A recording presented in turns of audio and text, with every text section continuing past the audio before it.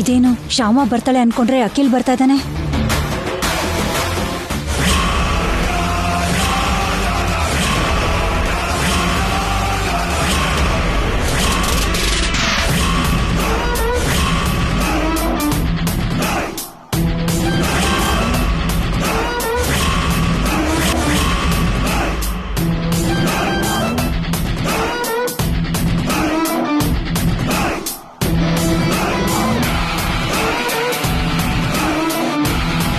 ಏನ್ ಅಖಿಲ್ ಇಲ್ಲಿವರೆಗೂ ಬಂದ್ಬಿಟ್ಟಿದ್ಯಾ? ತಾವು ಮಾಡಿರೋ ಘನ ಕಾರ್ಯದಿಂದ. ನಾನೇನ್ ಮಾಡ್ದೆ? ಸಾಲ ತೀರ್ಸಲ್ಲ ಅಂತ ನಮ್ ಮನೇಲಿದ್ ಸಾಮಾನೆಲ್ಲ ಹೊರಗಾಕಿ ಮನೆ ಸ್ವಂತ ಮಾಡ್ಕೊಳಕ್ ನೋಡಿದ್ರಲ್ಲ. ಓ ಅದಾ. ಇಷ್ಟು ವರ್ಷ ಆದ್ರೂ ಸಾಲ ತೀರಿಸ್ತಾ ಇದ್ರೆ ಯಾರಾದ್ರೂ ಹಾಗೆ ಮಾಡ್ತಾರಲ್ವಾ?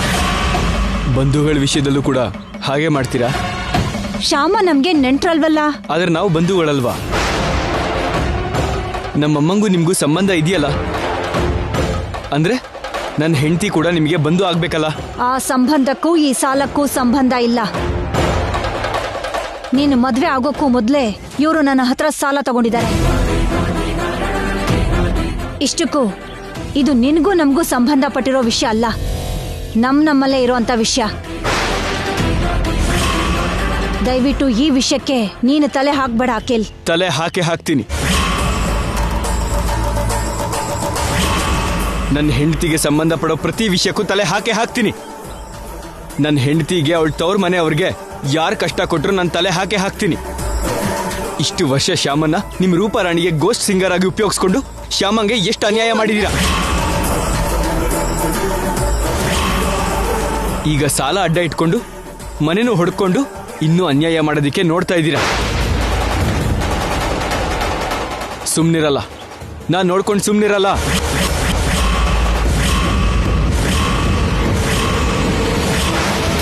ಶ್ಯಾಮ ಟ್ಯಾಲೆಂಟ್ನ ದೋಚ್ಕೊಂಡು ನಿಮ್ಮ ರೂಪಾರಾಣಿ ಹೆಸರು ಸಂಪಾದಿಸಿರೋ ವಿಷಯನ ಹೊರಗಡೆ ತರ್ತೀನಿ.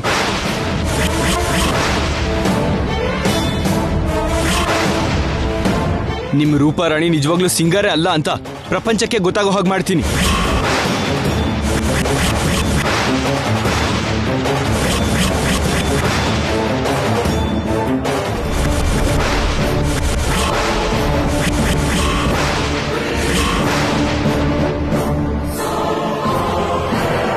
ಮಾಡು ಅಖಿಲ್, ಮಾಡು. ನನ್ನ ರೂಪಾರಾಣಿ ಸಿಂಗರ್ ಅಲ್ಲ ಅನ್ನೋ ವಿಷಯ, ಶ್ಯಾಮನೇ ಗೋಸ್ಟ್ ಸಿಂಗರ್ ಅನ್ನೋ ವಿಷಯನ ಪ್ರಪಂಚಕ್ಕೆ ತಿಳಿಯೋ ಹಾಗೆ ಮಾಡಿದ್ರೆ ಶ್ಯಾಮ ಸಿಂಗರ್ ಅನ್ನೋ ವಿಷಯ ನಿನ್ನಮ್ಮಂಗೂ ಕೂಡ ಗೊತ್ತಾಗತ್ತೆ. ಕಲಾವಿದೆ ನಿನ್ ಜೀವನದಲ್ಲಿ ಬಂದ್ರೆ ನಿನ್ನ ಪ್ರಾಣಕ್ಕೆ ಅಪಾಯ ಅಂತ ನಿಮ್ಮಮ್ಮ ಹೆದರ್ಕೋತಾ ಇದ್ದಾಳೆ. ಹಾಡ್ ಹಾಡಿದ್ದು ನೀನೇನಾ? ಕಲಾವಿದರ ನೆರಳು ಕೂಡ ನಮ್ಮ ಅಖಿಲ್ ಮೇಲೆ ಬೀಳ್ದೆ ಇರೋ ಹಾಗೆ ನೋಡ್ಕೋತೀನಿ ಅಂತ ನನಗ್ ಮಾತ್ ಕೊಡಮ್ಮ. ಶ್ಯಾಮನಿಂದ ನಿನ್ನ ಪ್ರಾಣಕ್ಕೆ ಗಂಡಾಂತರ ಇರೋದಕ್ಕೆ ನಿನ್ನನ್ನ ಶ್ಯಾಮನ ನಿಮ್ಮಮ್ಮನೇ ದೂರ ಮಾಡ್ತಾಳೆ. ಅಂದ್ರೆ ತಕ್ಷಣ ಶ್ಯಾಮನ್ನ ಮನೆಯಿಂದ ಹೊರಗೆ ಹಾಕ್ತಾಳೆ. ಏನು ಹೆದರ್ಸ್ತಾ ಇದೆಯಾ? ನೀನ್ ತಪ್ಪು ಹೊರಗಡೆ ತರ್ತೀನಿ ಅಂತ ಹೇಳಿದ್ರೆ ನನ್ನೇ ಹೆದರ್ಸ್ತಾ ಇದೆಯಾ? ಹೇಳು, ನಮ್ಮಮ್ಮಂಗೆ ಹೇಳು, ಏನ್ ಹೇಳ್ತೀಯೋ ಹೇಳು. ಏನು ಅಂದ್ರೆ? ನೀನ್ ಹೇಳೋದಲ್ಲ, ನಾನ್ ಹೇಳ್ತೀನಿ. ನಮ್ಮಮ್ಮಂಗೆ ನಾನೇ ಹೇಳ್ತೀನಿ. ಏನು ಅಂದ್ರೆ? ಇರಿ, ಇಷ್ಟು ದಿನ ನೀವು ಮಾಡಿರೋ ಕೆಟ್ಟ ಕೆಲಸನ ನಮ್ಮಮ್ಮಂಗೆ ನಾನೇ ಹೇಳ್ತೀನಿ. ಶ್ಯಾಮನ್ನ ಗೋಸ್ಟ್ ಸಿಂಗರ್ ಆಗಿ ನಡೆಸ್ಕೊಂಡಾಗಿಂದ ಇವತ್ತು ಮಾವಂಗೆ ಪ್ಯಾರಾಲಿಸಿಸ್ ಆಗೋವರೆಗೂ ನೀವು ಮಾಡಿರೋ ದಾರುಣ ಎಲ್ಲ ನಾನೇ ಅಮ್ಮಂಗೆ ಹೇಳ್ತೀನಿ. ನಿಮ್ ನಿಜ ಸ್ವರೂಪ ನಮ್ಮ ಅಮ್ಮಂಗೆ ಗೊತ್ತಾಗೋ ಹಾಗೆ ಮಾಡಿ ನಿಮ್ಗೂ ನಮಗೂ ಇರೋ ಸಂಬಂಧನ ಕಟ್ ಮಾಡ್ತೀನಿ.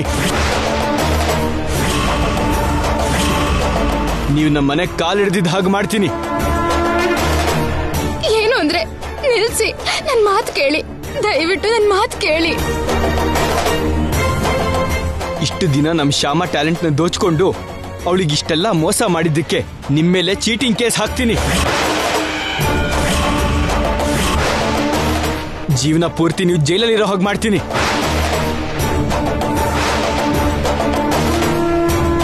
ಆನಂದ ಗಜಪತಿ ವರ್ಮಾ ಅವ್ರ ಮಗನ ಎದುರು ಹಾಕೊಂಡ್ರೆ ಹೇಗಿರುತ್ತೋ ನಿಮ್ಮಿಬ್ರಿಗೂ ಅರ್ಥ ಆಗೋ ಹಾಗೆ ಮಾಡ್ತೀನಿ.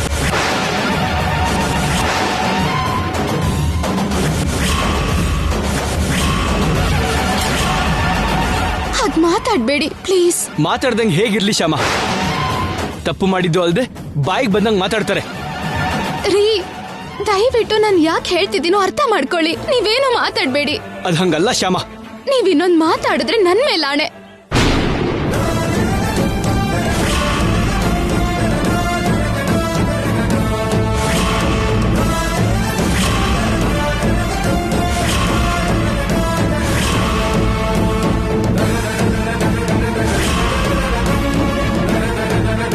ಪ್ಲೀಸ್, ನಾನು ಯಾಕೆ ಹೇಳ್ತಿದ್ದೀನೋ ಅರ್ಥ ಮಾಡ್ಕೊಳ್ಳಿ. ಬನ್ನಿ.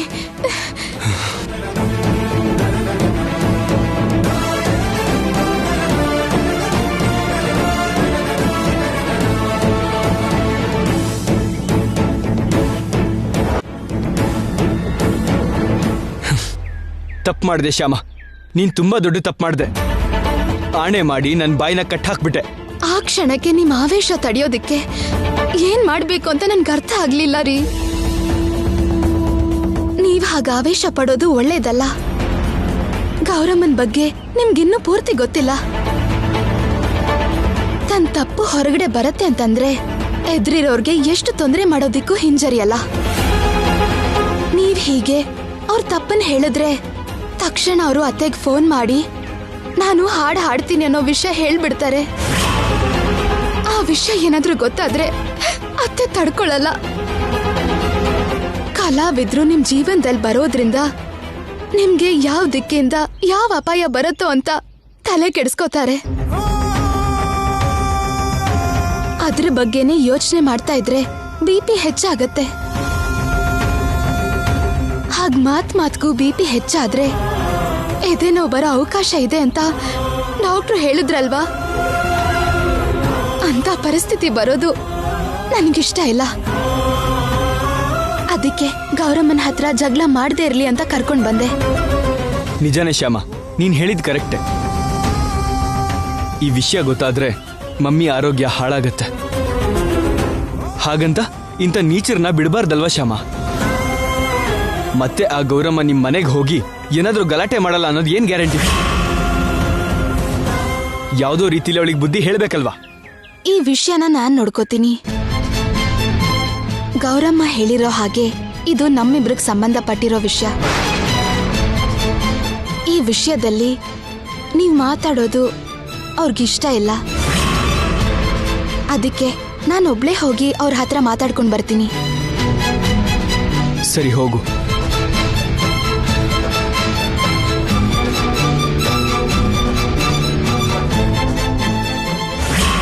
ಅಖಿಲ್ ಆವೇಶ ನೋಡ್ತಿದ್ರೆ ನನಗೆ ತುಂಬಾ ಭಯ ಆಗ್ತದೆ ಮಮ್ಮಿ. ನಿಜವಾಗ್ಲೂ ನಮ್ಮ ಮೇಲೆ ಕೇಸ್ ಹಾಕ್ತಾನೆ ಅಂತ್ಯಾ? ಅವನು ಮುಖ ಹಾಕ್ತಾನೆ.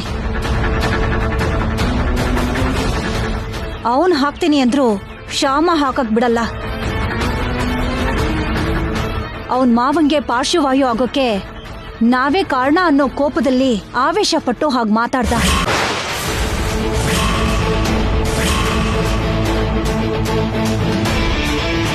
ಈಗ ಶ್ಯಾಮ ಅಖಿಲ್ನ ಪಕ್ಕ ಕರ್ಕೊಂಡು ಹೋಗಿ ತಾನು ಹಾಡ್ತೀನಿ ಅನ್ನೋ ವಿಷಯನ ನಾನು ವಸಂತಂಗ್ ಹೇಳಿದ್ರೆ ಏನಾಗತ್ತೋ ಅದನ್ನ ವಿವರವಾಗಿ ಹೇಳ್ತಾಳೆ. ಹಾಗೆ ಹೇಳಿದ್ಮೇಲೆ ಅವನು ಕೋಪ ಕಮ್ಮಿ ಆಗತ್ತೆ. ಹಾಗಾದ್ರೆ ಓಕೆ ಮಮ್ಮಿ, ಹಾಗಾಗ್ತಿದ್ರೇನೆ ಕಷ್ಟ. ನಮ್ ಬಗ್ಗೆ ಅಖಿಲ್ಗೆ ಎಲ್ಲ ಗೊತ್ತಾಗೋಯ್ತಲ್ಲ. ನಮ್ಮ ಮೇಲಿರೋ ಅನುಮಾನಕ್ಕೆ ಆ ಕೌಡೆ ಸ್ವಾಮೀಜಿ ಹೇಳಿದ್ದನ್ನು ಅನುಮಾನಿಸಿದ್ರೆ ಆ ಕೌಡೆ ಸ್ವಾಮೀಜಿನ ಹಿಡಿದು ಅವನ್ ಬಾಯಲ್ಲಿ ಅವರಮ್ಮಂಗೆ ನಿಜ ಹೇಳಿಸ್ತಾನೇನೋ. ಹಾಗೆ ಹೇಳಿದ್ರು ಕೂಡ ವಸಂತ ನಮ್ದೇ ಇರ್ಲಿ ಅಂತ ತಾನೆ ಅಖಿಲ್ ಜಾತಕನ ನಾನು ಬದಲಾಯಿಸಿದ್ದು.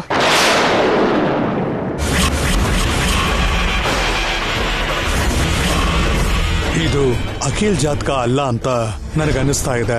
ಈ ಜಾತಕದ ಪ್ರಕಾರ ಅಖಿಲ್ ಜೀವನಕ್ಕೆ ಕಲಾವಿದರು ಬಂದ್ರೆ ಅವನಿಗೆ ಖಂಡಿತ ಯಮಗಂಡ ಇದೆ. ನಾನು ಬರ್ಸಿರೋ ಆ ಫೇಕ್ ಜಾತಕನ ನೋಡಿ ತಾತನು ಅಖಿಲ್ಗೆ ಗಂಡಾಂತರ ಇದೆ ಅಂತ ಹೇಳಿದ್ದಾರೆ.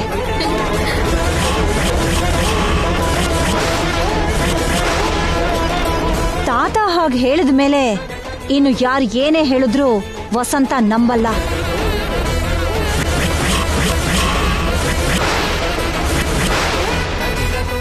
ಅಖಿಲ್ ಜೀವನಕ್ಕೆ ಕಲಾವಿದ್ರು ಬರೋದ್ರಿಂದ ಅಖಿಲ್ ಪ್ರಾಣಕ್ಕೆ ಗಂಡಾಂತರ ಇದೆ ಅನ್ನೋದನ್ನ ನಂಬ್ತಾಳೆ.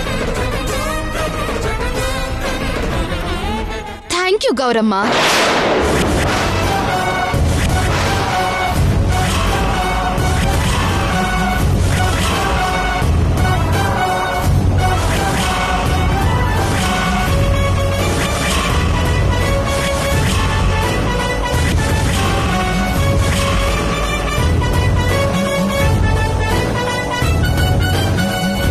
Thank you very much. ಇಷ್ಟು ದಿನ ನಾನು ಹಾಡೋದ್ರಿಂದ ಅಖಿಲ್ ಅವ್ರಿಗೆ ಅಪಾಯ ಆಗತ್ತೆ ಅಂತ ಭಯ ಇತ್ತು, ನೋವಾಗ್ತಿತ್ತು. ಆದ್ರೆ ಅದು ನೀನ್ ಸೃಷ್ಟಿ ಮಾಡಿರೋ ಜಾತಕ ಅಂತ ಅದನ್ನ ನೋಡಿ ತಾತ ಹಾಗಂದ್ರು ಅಂತ ನಿನ್ ಬಾಯಿಂದನೇ ನೀನ್ ಹೇಳ್ದೆ. ಅಷ್ಟು ಸಾಕು ನನ್ಗೆ.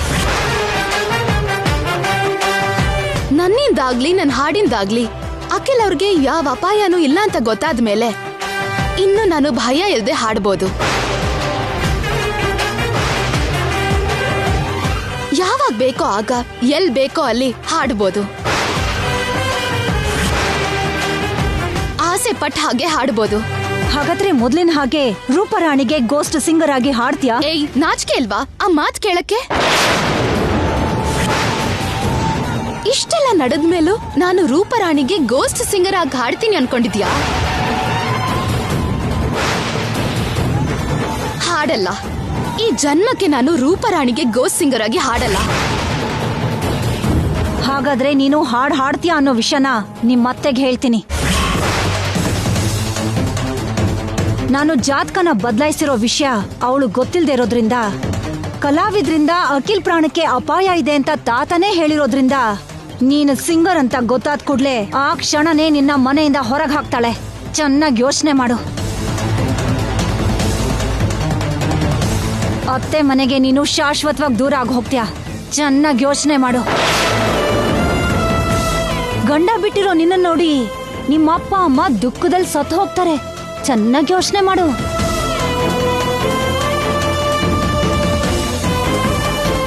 ನನ್ ಬಗ್ಗೆ, ನನ್ನ ಅತ್ತೆ ಮನೆ ಬಗ್ಗೆ, ನನ್ನವ್ರ ಬಗ್ಗೆ ಆಮೇಲೆ ಮೊದ್ಲು ನೀನು ನಿನ್ ಮಗಳ ಬಗ್ಗೆ ಯೋಚನೆ ಮಾಡು. ಅವಳಿಗೆ ಅತ್ತೆ ಮನೆಗೆ ಹೋಗೋ ದಾರಿ ಇದೆಯೋ ಇಲ್ವೋ ಅಂತ ಯೋಚನೆ ಮಾಡು. ನಿನ್ ಮಗಳು ಮದುಮಗಳಾಗಿ ಅತ್ತೆ ಮನೆಗೆ ಕಾಲಿಡ್ತಾಳೋ ಇಲ್ವೋ ಯೋಚನೆ ಮಾಡು. ನಾಳೇನೋ ನಾಡಿದ್ದೋ ಎಂಗೇಜ್ಮೆಂಟ್ ಮಾಡ್ಬೇಕು ಅನ್ಕೊಂಡಿರೋ ನಿನ್ ಮಗಳಿಗೆ ಎಂಗೇಜ್ಮೆಂಟ್ ಆಗುತ್ತೋ ಇಲ್ವೋ ಅಂತ ಯೋಚನೆ ಮಾಡು. ಅವನ್ ಮದ್ವೆ ಆಗದೆ ಇದ್ರೆ ಸತ್ತೇ ಹೋಗ್ತೀನಿ ಅಂತ ಆತ್ಮಹತ್ಯೆ ಪ್ರಯತ್ನ ಮಾಡಕ್ ಹೊರಟಿದ್ ನಿನ್ ಮಗಳಿಗೆ ಅವ್ರು ಚೀ ಅಂದು ಹೊರಟು ಹೋದ್ರೆ ನಿನ್ ಮಗಳು ಬದುಕಿರ್ತಾಳೋ ಇಲ್ವೋ ಅಂತ ಯೋಚನೆ ಮಾಡು.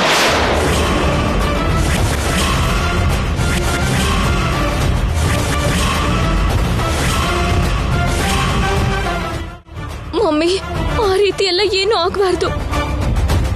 ನನಗೆ ಆದಿತ್ಯಂಗೆ ಮದುವೆ ಆಗ್ಲೇಬೇಕು. ನಮ್ಮಿಬ್ಬರಿಗೂ ಮದುವೆ ಆಗ್ಬೇಕು.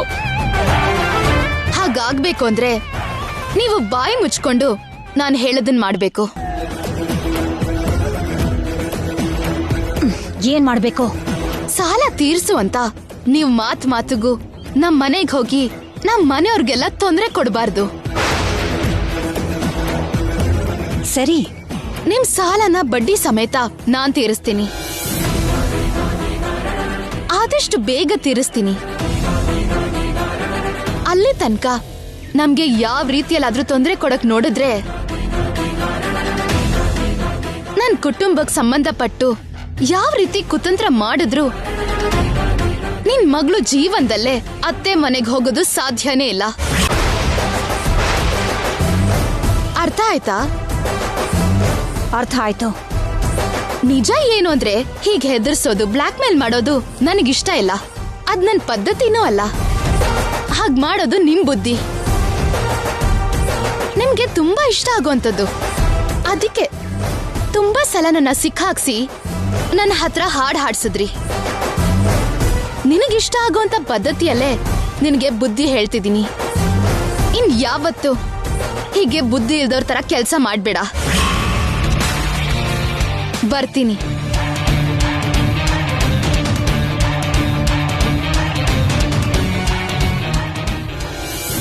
ಏನು ಜಾತಕದ ಪೇಪರ್ ಬದಲಾಯಿಸಿ ನಮ್ಗಷ್ಟು ಮೋಸ ಮಾಡಲ್ಲ ಗೌರಮ್ಮ? ಹೌದು ರೀ. ಅತ್ತೆನ ಬಲವಾಗಿ ನಂಬಿಸ್ಬೇಕು ಅಂತ ತಾತನ್ ಬಾಯಲ್ಲೂ ಕೂಡ ಗಂಡಾಂತರ ಇದೆ ಅಂತ ಹೇಳ್ಸೋದಿಕ್ಕೆ ಗೌರಮ್ಮ ಹಾಗೆ ಜಾತಕ ಬದಲಾಯಿಸಿದಾಳೆ. ಯಾವ ಮಟ್ಟಕ್ಕೆ ಇಳ್ದಿದ್ದಾಳೆ ಆ ಗೌರಮ್ಮ? ನನ್ ಆಗ್ಲೇ ಹೇಳಿದ್ನಲ್ಲ ರೀ, ಅವಳು ಎಂತವಳು ಅಂತ. ತನ್ನ ಸ್ವಾರ್ಥಕ್ಕಾಗಿ ಎಷ್ಟು ಕೆಳಗ್ ಬೇಕಾದ್ರೂ ಇಳಿತಾಳೆ, ಏನ್ ಬೇಕಾದ್ರೂ ಮಾಡ್ತಾಳೆ. ಮಾಡ್ತೀನಿ, ಏನಾದ್ರೂ ಮಾಡೇ ಮಾಡ್ತೀನಿ. ಶ್ಯಾಮ ಸಂಸಾರನ ಅಲ್ಲೋಲ ಕಲ್ಲೋಲ ಮಾಡ್ತೀನಿ. ಆದ್ರೆ ಈಗಲ್ಲ. ನಿನ್ನ ಮದ್ವೆ ಆದ್ಮೇಲೆ, ನೀನು ನಿಮ್ಮ ಅತ್ತೆ ಮನೆಗೆ ಹೋದ್ಮೇಲೆ, ಆದಿತ್ಯ ಟೋಟಲ್ ಆಗಿ ನಿನ್ನ ಗ್ರಿಪ್ಪಿಗೆ ಬಂದ್ಮೇಲೆ, ಆಮೇಲೆ ಅವಳಿಗೆ ಹೇಗ್ ಬುದ್ಧಿ ಹೇಳ್ಬೇಕೋ ಹಾಗೆ ಬುದ್ಧಿ ಹೇಳ್ತೀನಿ. ಸರಿಯಾಗಿ ಬುದ್ಧಿ ಕಲಿಸ್ದೆ ಶ್ಯಾಮ. ಆ ಗೌರಮ್ಮಂಗೆ ಸರಿಯಾಗಿ ಬುದ್ಧಿ ಕಲಿಸ್ದೆ. ಬೆದರ್ಸೋದು, ಬ್ಲ್ಯಾಕ್ ಮೇಲ್ ಮಾಡೋ ಅಭ್ಯಾಸ ಆಗಿರೋ ಗೌರಮ್ಮಂಗೆ ಅದೇ ರೀತಿನಲ್ಲಿ ಚೆನ್ನಾಗಿ ಬುದ್ಧಿ ಕಲಿಸ್ದೆ. ನಿಜ ಏನು ಅಂದ್ರೆ, ನಮ್ ಸಾಲಕ್ಕೂ ರೂಪರಾಣಿ ಮದ್ವೆಗೂ ಜೊತೆ ಮಾಡಿ ಆ ಮದ್ವೆ ನಿಂತ್ ಹೋಗತ್ತೆ ಅಂತ ಹೆದರ್ಸಿ ಗೌರಮ್ಮಂಗೆ ಹೀಗೆ ಹೆದರ್ಸೋದು ನನಗಿಷ್ಟ ಇಲ್ಲ. ಇಷ್ಟ ಇಲ್ಲದೆ ಇದ್ರೂ ಕೂಡ ಇಂಥ ಜನಗಳ ವಿಷಯದಲ್ಲಿ ಹೀಗೆ ಮಾಡೋದೇನೆ ಕರೆಕ್ಟ್ ಶ್ಯಾಮ. ನೀನ್ 100% ಕರೆಕ್ಟಾಗಿ ಮಾಡಿದ್ಯಾ. ರೂಪಾರಾಣಿ ಮದುವೆ ಆಗೋ ತನಕ ಆ ಗೌರಮ್ಮ ಇನ್ ಬಾಯಿ ಬಿಡಲ್ಲ. ನನ್ ಮದ್ವೆ ಆಗೋದ್ರಲ್ಲಿ ಆ ಶ್ಯಾಮ ಬಂದು ಸಾಲ ತೀರ್ಸಿದ್ರೆ ಆಮೇಲೆ ನಮ್ಮ ಮಾತು ಕೇಳಲ್ವಲ್ಲ ಮಮ್ಮಿ? ಹೇಗ್ ತೀರಿಸ್ತಾಳೆ? ಅಷ್ಟು ಸಾಲನ ಅವಳು ಹೇಗ್ ತೀರಿಸ್ತಾಳೆ? ಅಷ್ಟು ದುಡ್ಡನ್ನ ಅವಳಿಗೆ ಯಾರು ಕೊಡ್ತಾರೆ? ನಾನ್ ಕೊಡ್ತೀನಿ ಶ್ಯಾಮ. ಆ 25 ಲಕ್ಷ ನಾನ್ ಕೊಡ್ತೀನಿ. ಆ ಗೌರಮ್ಮನ್ ಮುಖಕ್ಕೆ ಎಸದ್ ಬಾ ಹೋಗು. ತಗೊಳಲ್ಲ. ಹಾಗೆ ಅಖಿಲ್ ಹತ್ರ ಶ್ಯಾಮ ದುಡ್ಡು ತಗೊಳಲ್ಲ. ಹಾಗ ಅವನ ಹತ್ರ ದುಡ್ಡು ತಗೊಂಡು ಸಾಲ ತೀರ್ಸೋದೇ ಆಗಿದ್ದಿದ್ರೆ ಇಷ್ಟೊತ್ತಿಗೆ ಅವಳು ಯಾವತ್ಗೋ ತೀರಿಸ್ತಾ ಇದ್ಲು.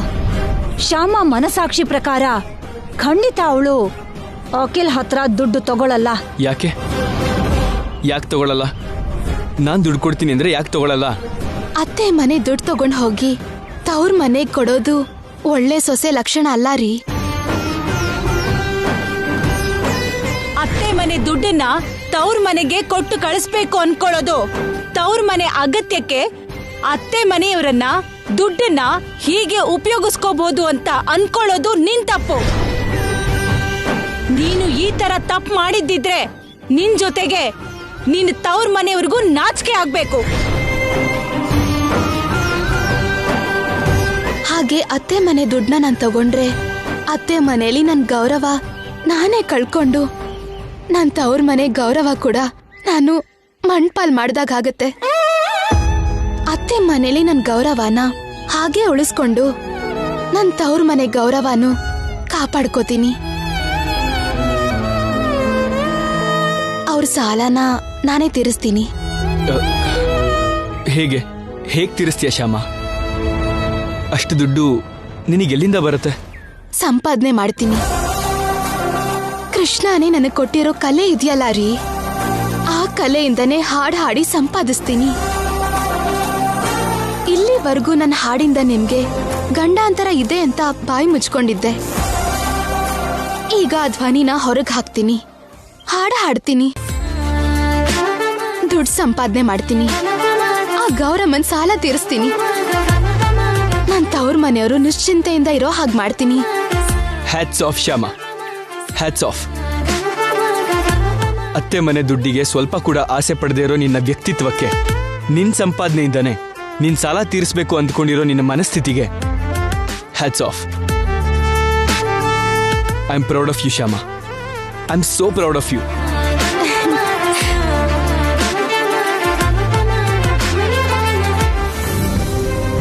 ಹೌದಾ?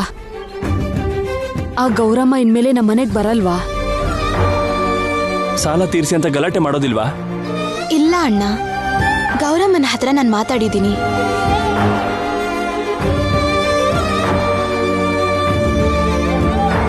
ಏನ್ ಮಾತಾಡಿದ್ಯೋ ಏನೋ, ನೀವ್ ಹೀಗ್ ಹೋಗ್ತಾ ಇದ್ದ ಹಾಗೆ ಮತ್ತೆ ಮನೆಗ್ ವಾಪಸ್ ಬಂದು ಸಾಲ ತೀರ್ಸಿ ಅಂತ ನಮ್ ಕುತ್ಕೆ ಹಿಡಿತಾಳೇನೋ ಅವಳು.